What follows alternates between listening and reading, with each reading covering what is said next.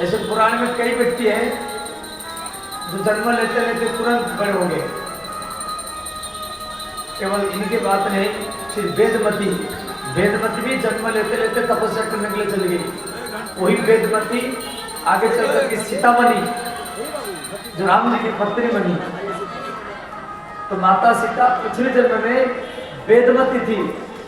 जन्म लेने के बाद में तुरंत वेदों के श्लोक गाने लगी।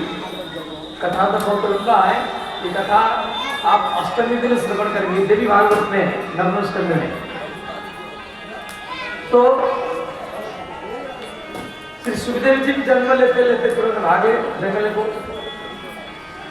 तो भगवान वेद व्यास जन्म लेने के बाद में तुरंत बड़े हो गए और अपनी माँ के चरण में प्रणाम किए। बोले माता, मैं तपस्या करने के लिए जा रहा हूं। जब भी कोई आपको करे, जब भी आप मुझे याद करेंगी, बस केवल याद करेंगी, तो मैं आपके पास मिलूंगा। इतना कहकर कि व्यास जी चले गए। तो इनका नाम पहले व्यास, तो पहले नाम था इनका पाराशरी, जो पराशर के पुत्र हैं, इसके नाम पर पाराशरी। दूसरा नाम है सत्यवती नंदन, कि उनके मां का नाम है सत्यवती या जोधनगंधा। दूसरा नाम पड़ा कृष्ण, क्यों? ये देखने के लिए काले रंग के थे। जैसे भगवान राम जी का शरीर है, भगवान कृष्ण का शरीर है श्यामल वर्ण है, बादल मैंने समुद्र जैसा रंग होता है। भगवान राम है, कृष्ण है, शिव है या नारायण है, इन लोगों का जो शरीर है वो हम लोगों की जैसा नहीं है, एकदम शीशा जैसा। जैसे शीशा में, कांच में आप अपना मुख देख सकते हैं, उसी प्रकार इनकी देह में आप अपना मुख देख सकते हैं। चिदानंदमय देह तुम्हारी, चिदानंदमय देह तुम्हारी, विगत विकार जाने अधिकारी। ध्यान रखें। तो भगवान राम है, कृष्ण है, शिव है, नारायण है, इनका जो देह है ये गोरे नहीं है, काला है और श्याम वर्ण है और शीशा जैसा स्निग्ध है। और आप उनके मुख, आप उनके पेट में, नाभि में, गाल में अपना मुख देख सकते हैं। और ऐसा देह भगवान व्यास जी का है, इसलिए इनका तीसरा नाम है कृष्ण। कृष्ण माने काला। चौथा नाम है कि बद्रिका वन में जाकर के तपस्या किए, इसलिए इनका नाम पड़ा बादरायण। कोई बद्रीनाथ गए होंगे तो देखे होंगे, बद्रीनाथ से 3 किलोमीटर आगे श्री व्यास जी की गुफा है। वहीं पर व्यास जी 18 पुराण लिखे हैं। कभी आप जाना तो दर्शन करना, बड़ा सुंदर गुफा है। वहाँ भारत और चाइना का बॉर्डर है और उधर चाइना का सेना है, चीन का, इधर भारत की सेना है। उसी बीच बीचा में व्यास जी की गुफा, जहां पर व्यास जी देवी भागवत लिखे हैं। तो बद्रिका वन में ये तपस्या की, इसलिए इनका नाम पड़ा बादरायण। वेदों का विस्तार किए, पुराण का विस्तार किए, इसलिए इनका नाम पड़ा व्यास। व्यास माने विस्तार करना, इसी गद्दी का नाम है व्यास गद्दी। तो श्री व्यास जी के जन्म की कथा जो देवी भागवत में आप लोगों को श्रवण किया, अब ध्यान देना। एक बार श्री ब्रह्मलोक में श्री ब्रह्मा जी मीटिंग कर रहे थे। ब्रह्मा जी के सामने इंद्र, वरुण, कुबेर, सूर्यदेव, चंद्रदेव, बड़े बड़े ऋषि मुनि बैठे थे। तो वहां पर महाभीष नाम के एक राजा, उनका नाम था महाभीष, वो भी बैठे थे। तो उस समय भगवती गंगा उन ऋषियों के सभा में पहुंची और भी देवियां थी। तो और उस समय इतना जोर से आंधी तूफान आ गई ब्रह्मलोक में। तो माता गंगा, एक तो गंगा माता, उसकी जो वस्त्र है एकदम सफेद है, और तो आंधी के कारण, हवा के कारण गंगा माता की आधा वस्त्र खिसक गया।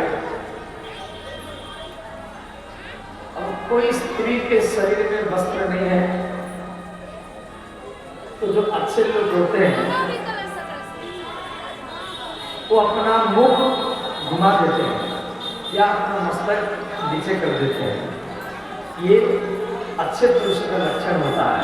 स्त्री के शरीर में कपड़ा नहीं है तो अच्छे लोग उनको कभी दर्शन नहीं करेंगे। तो वहां सभा में जितना व्यक्ति थे सब मस्तक नीचे कर लिए। भगवती गंगा कोई साधारण देवी नहीं है, परंतु महाभीष राजा गंगा को देख करके मुस्कुराते रहे। तो ब्रह्मा जी इनको अभिशाप दिए। ब्रह्मा जी बोले, देखो आप ब्रह्मलोक में बैठे हैं और मर्यादा का उल्लंघन किया है, इसलिए हमारा अभिशाप है,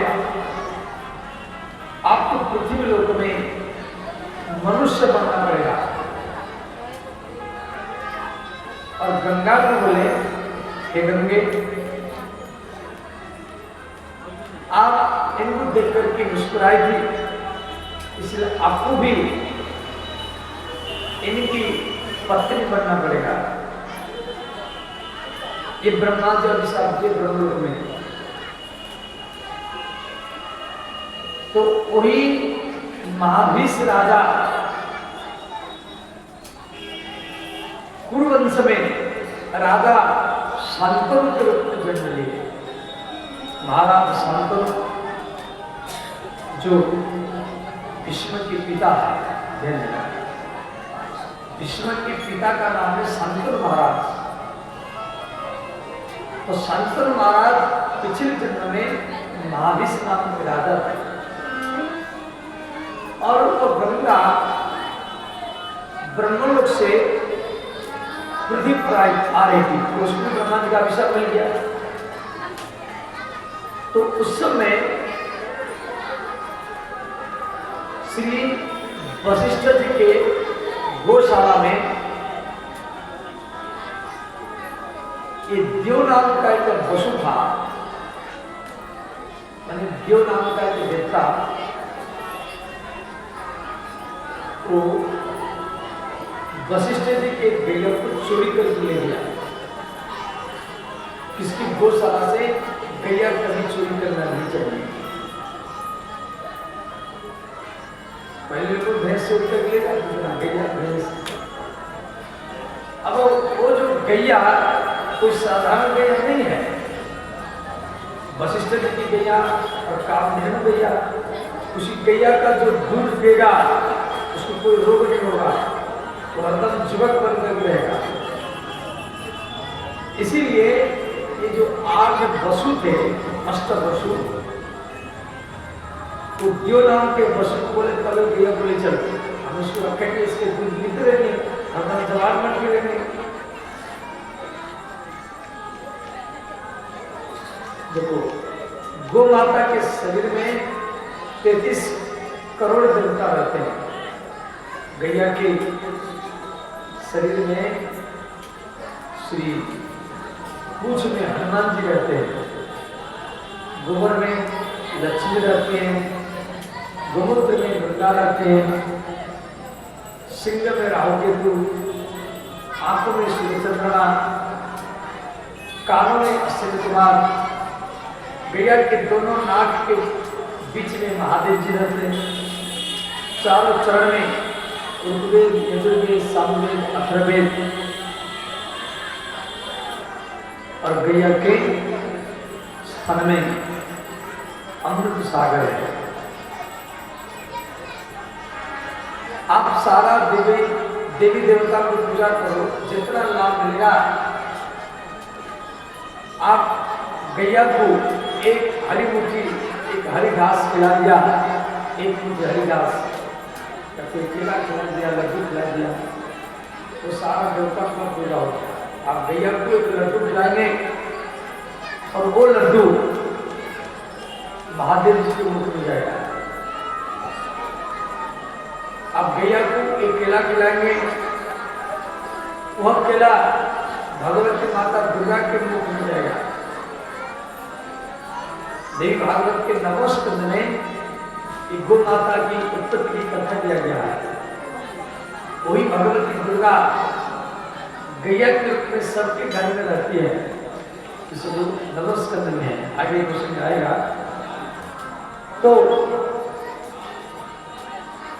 गैया की सेवा सबको करना चाहिए। तो श्री वशिष्ठ जी अपनी गैया को ढूंढते ढूंढते देखे, अरे ये 8 व्यक्ति मेरे गैया को लेकर के जा रहे हैं। तो वशिष्ठ जी उन 8 देवताओं को अभिशाप दिए कि आप पृथ्वी पर मनुष्य रूप में जन्म लेना पड़ेगा। तो इधर गंगा माता ब्रह्मलोक से आ रही थी। ये 8 वसु ये भी एक प्रकार के देवता है, समझ लीजिए।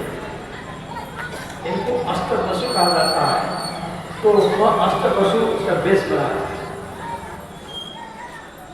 ये अष्टवसु गंगा माता को बोले कि माता हमको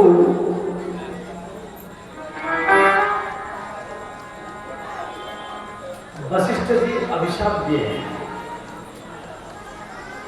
और हमको पृथ्वी पर जन्म लेना पड़ेगा। तो हम आपके गर्भ में जन्म लेंगे, परंतु हमारे एक निवेदन है,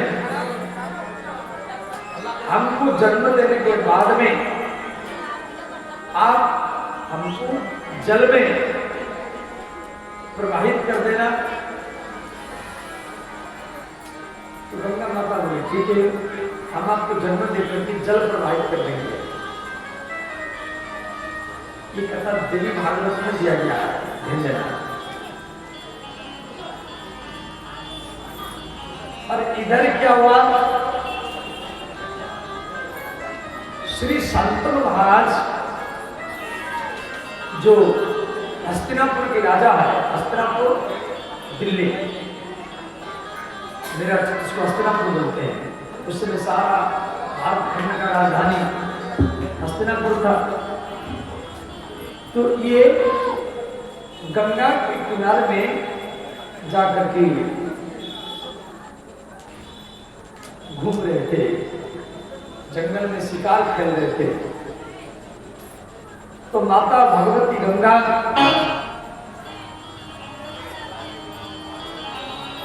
सफेद वस्त्र, सुंदर मुकुट और कुंडल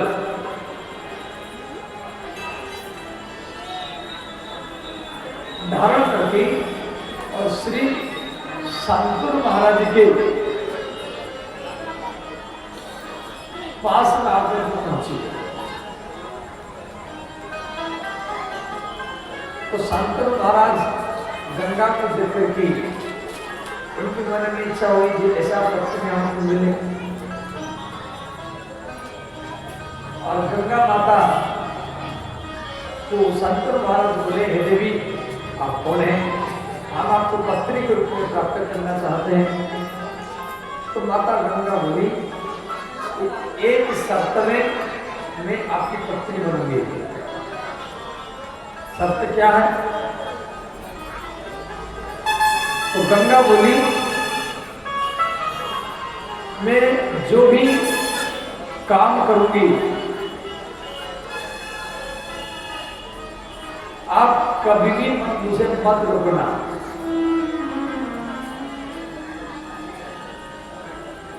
कभी मुझे गाली मत देना, मेरे काम में कभी बाधा नहीं डालना। देखो ध्यान देना, गंगा माता को पिछली जन्म का याद है, परंतु संतन महाराज को पिछली जन्म का याद नहीं रहा। तो सोचने संतन महाराज और संतन महाराज कोई साधारण व्यक्ति नहीं है। उनको भी वरदान था, तो जिसके सिर पर हाथ रखेंगे उसको शांति मिलेगा। कितना बड़ा दुख भी हो, केवल सिर पर हाथ रख देंगे तो उसको शांति मिलता था और वो निरोग जुबक बनकर रहता था। इसलिए उनका नाम था संतन महाराज। तो संतन महाराज बोले, ठीक है, हम आपके काम में कभी बाधा नहीं डालेंगे। तो महाराज शांतनु रथ में गंगा को बैठाए और हस्तिनापुर की राजमहल में पहुंचे और वेद विधान रीति से संतन महाराज गंगा माता के साथ विवाह किए। और दोनों राजमहल में कभी वन में विहार करते रहे। इसी बीच में गंगा माता एक पुत्र जन्म दिया।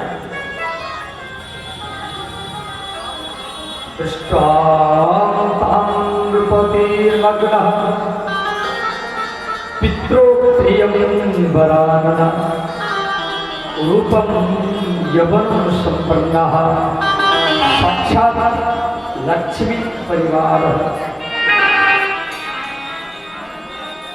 तो श्री गंगा माता को पुत्र जन्म दिया। गंगा माता को पिछले जन्म का याद है, तो माता गंगा क्या की, वो बालक को लेकर की तो गंगा नदी में बहा गया। देखो गंगा एक रूप में नदी है। बोले श्री दुर्गा मैया की जय।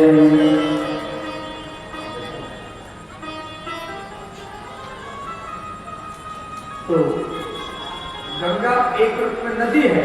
गंगा नदी जो गंगोत्री से लेकर की देवप्रयाग, रुद्रप्रयाग, ऋषिकेश, हरिद्वार और कानपुर के बाद में गंगा वाराणसी और बिहार में पटना, हाजीपुर देकर के भागलपुर, सुल्तानगंज और कटिहार, मनिहारी घाट देकर के बांग्लादेश, उसके बाद में गंगा समुद्र में मिलती है। और गंगा दूसरे रूप में पितामह विष्णु को जन्म देने के लिए शांतनु की पत्नी बनी है। ध्यान देना, कुछ वर्ष के लिए, सदा के लिए नहीं, कुछ वर्ष के लिए। तो गंगा ने क्या की, वो बालकों को नदी में बहा दिया। संत महाराज कुछ नहीं बोले। फिर कुछ वर्ष के बाद में गंगा दूसरा पुत्र जन्म दिया। फिर गंगा क्या कि बालकों को नदी में बहा दी। इस प्रकार तीसरा, चौथा, पंचम, छठवां, सप्तम, इस प्रकार वो 7 बालकों को नदी में बहा दिया। तो 8वां गर्भ में पितामह भीष्म। तो इनका नाम भीष्म नहीं था, इनका नाम था देवव्रत। तो वो सुंदर थे। तो कथन के अनुसार माता गंगा ने क्या की, वो बालकों को नदी में बहाने के लिए गई और पीछे पीछे शांतनु महाराज। तो शांतनु महाराज को क्रोध आया।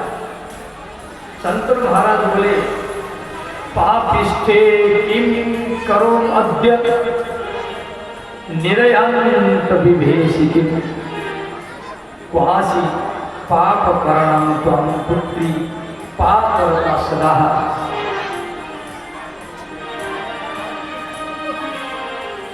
यथेच्छं गच्छम्मा तिष्ठ पुत्रं मे स्थापितं इह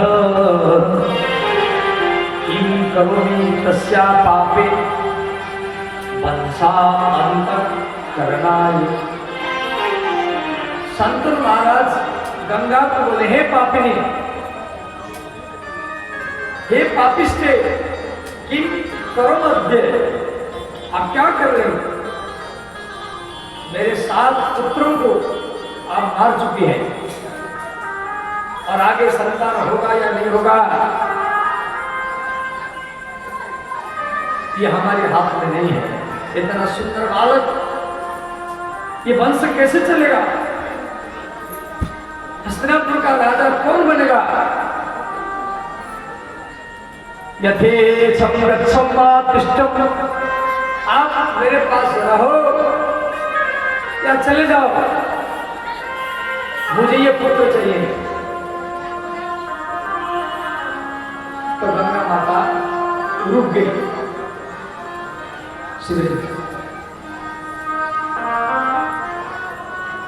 तो गंगा माता शांतनु को बोली, महाराज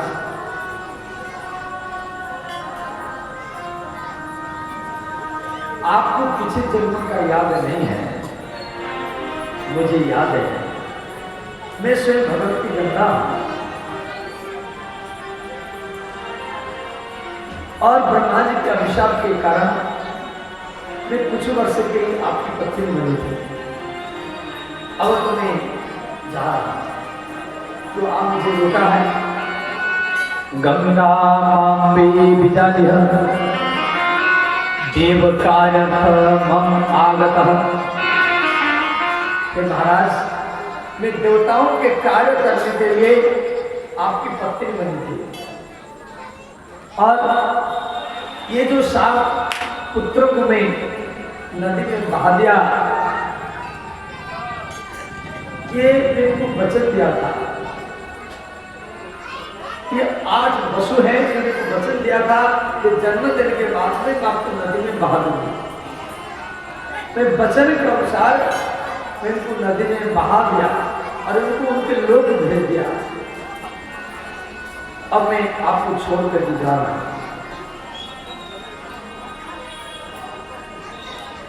और इसी बालक को मैं लेकर भी जा रहा हूं। गंगा बोली, महाराज, जिस बालक की मां नहीं है उसी बालक का पालन पोषण कैसे होगा? इसीलिए मैं इसी बालक को लेकर जा रहा हूं। मैं इसको पढ़ा लिखा करके, धनुर्विद्या सिखा करके फिर मैं आपको वापस दे दूंगी। इतना कर करके भगवती गंगा, वो छोटा सा बच्चा जो पितामह भीष्म के कार्य जन्म, उनका नाम होगा अभी नहीं हुआ है, उनका नाम देवव्रत है। भगवती गंगा ने क्या की, वो बालकों को लेकर के अंतर्धान हो गए, गायब हो गए। अब महाराज शांतनु घर में आए, उनका मन नहीं लगा। ये तो गंगा जैसा पत्नी, वो घर में नहीं रही, सारा घर खाली खाली लगा। तो श्री शांतनु महाराज हर रोज गंगा के किनारे में जाते थे और गंगा को